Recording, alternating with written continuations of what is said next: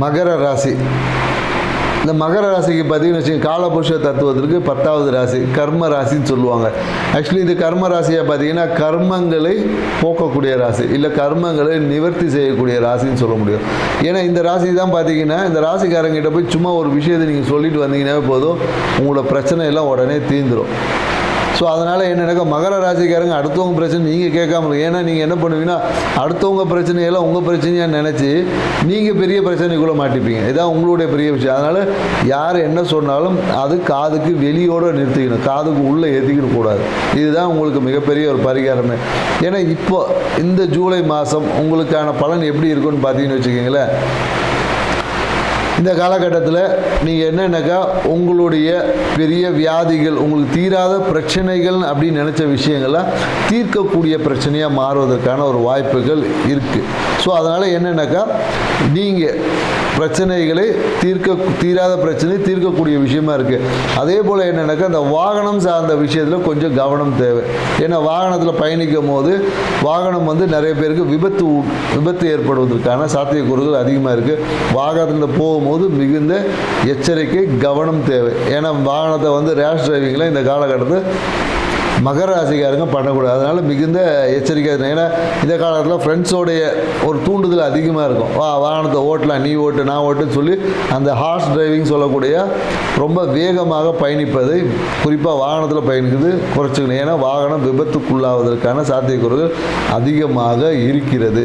So மேலும் பார்த்தீங்கன்னு வச்சுக்கிங்களேன், இந்த காலகட்டத்தில் இந்த நரம்பு சார்ந்த விஷயம் சொல்ல முடியும். நரம்பு சார்ந்த விஷயம், இந்த ஸ்கின் அலர்ஜிஸ் சொல்லுவோம் இல்லையா, இது எல்லாமே ஏற்படும். அதாவது என்னென்னாக்கா பெரும்பாலும் என்னென்னாக்கா இந்த மகர ராசிக்காரர் இப்போ ஏன்னா இந்த கொரோனா தொற்றுலாம் வந்துட்டு இருக்குன்னு சொன்னாங்க. இது குறிப்பாக மகர ராசிக்காரர்களுக்கு அதிகமாக பாதிக்கிறதுக்கான ஒரு சாத்தியக்கூறும் இருக்குது. பயப்பட தேவையில்லை, ஆனால் வந்தாலும் சரியாகிடும். ஸோ நீங்கள் இதுக்கு என்ன பண்ணலாம் அப்படின்னீங்கன்னா, இப்போ மகர ராசிக்காரர்களுக்கு இந்த விஷயத்துலேருந்து வெளிவருவதற்கான பரிகாரம் என்னென்னாக்கா, எந்த விஷயம் நீங்கள் சாப்பிட்டீங்கனாலும் அதில் ஒரு 3 மிளகை கொஞ்சம் சேர்த்து சாப்பிட்டுங்க. இதுதான் உங்களுக்கு பரிகாரமே. நீங்கள் கொரோனா வந்ததுக்கு நீங்கள் எந்த ஜூஸ் குடிச்சு இல்லை சூப் குடிக்க சொல்லுவாங்க இல்லையா, அது கூட 3 மிளகை நீங்கள் எடுத்து போட்டு சாப்பிட்டு அதை ஜூஸாவோ இல்லை சூப்பாவோ இல்லை கஷாயமாக வச்சு குடிச்சிங்கனாலும் மிளகு சேர்க்க உங்கள் வாழ்க்கை எல்லா நோய்த்தன்மையிலேருந்தும் பிரச்சனையிலேருந்தும் கண்டிப்பாக வெளிவருவீங்க. ஸோ அதனால் நீங்கள் மிளகை கையில் எடுத்துக்குங்க. மேலும் என்னென்னாக்கா இந்த சுக்குமல்லி விஷயம் சொல்லுவாங்க இல்லையா, அதையும் நீங்கள் சேர்த்துக்கலாம். ஏன்னா இங்கே இது சொல்லுவாங்க, சுக்குக்கு மிஞ்சிய மருந்து இல்லை, சுப்பிரமணிக்கு மிஞ்சிய தெய்வம் இல்லைன்னு சொல்லுவாங்க இல்லையா, நீங்கள் அதையும் நீங்கள் சாப்பிடலாம். ஏன்னா இந்த காலகட்டம் உங்களை நோய் தாக்கம் என்பது ஏதாவது ஒரு விதத்தில் நோய் தொற்றுகள் என்பது ஏற்படும்.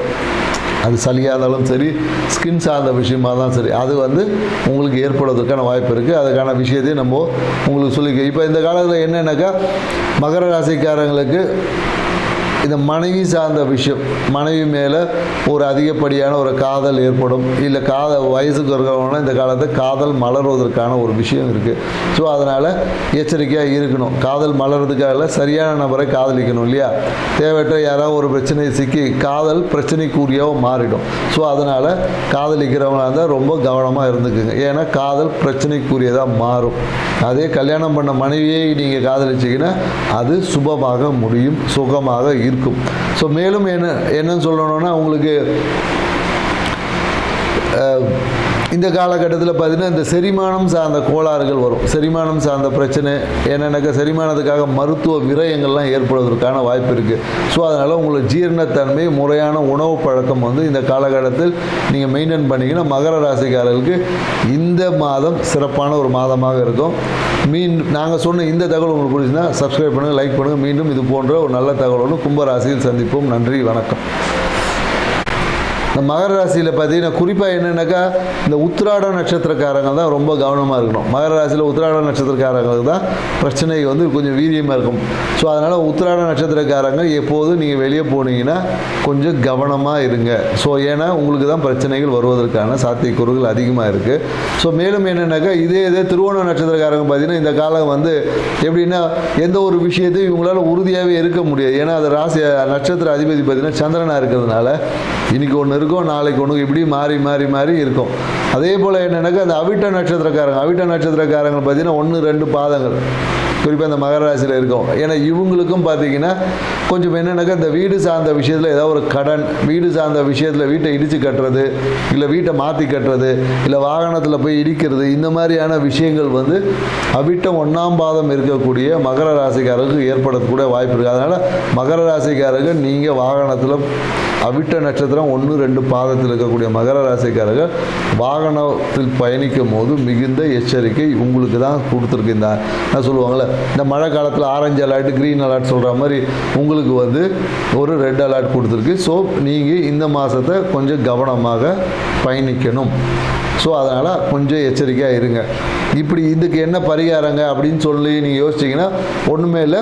உங்கள் வீட்டுக்கு அருகில் இருக்கக்கூடிய விநாயகர் கோயிலுக்கு இல்லை அம்மன் கோயிலையோ ஒரு தேங்காய் உடைத்து விட்டு, இல்லை செவ்வாய்க்கிழமையில் பார்த்தீங்கன்னா கரெக்டாக ஒரு மத்தியானம் 1 மணிக்கு செவ்வாய்க்கிழமையில் வர செவ்வாய் உரை பார்த்தீங்கன்னா கரெக்டாக ஒரு 1 to 2 வரும்.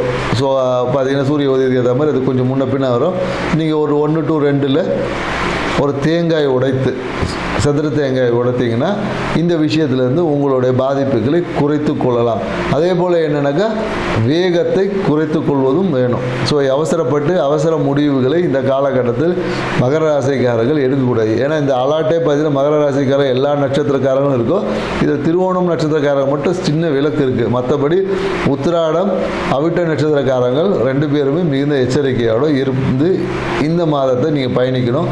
ஸோ அதனால் கவனமாக இருங்க. வாழ்க்கையை சிறப்பாக்கிங்க.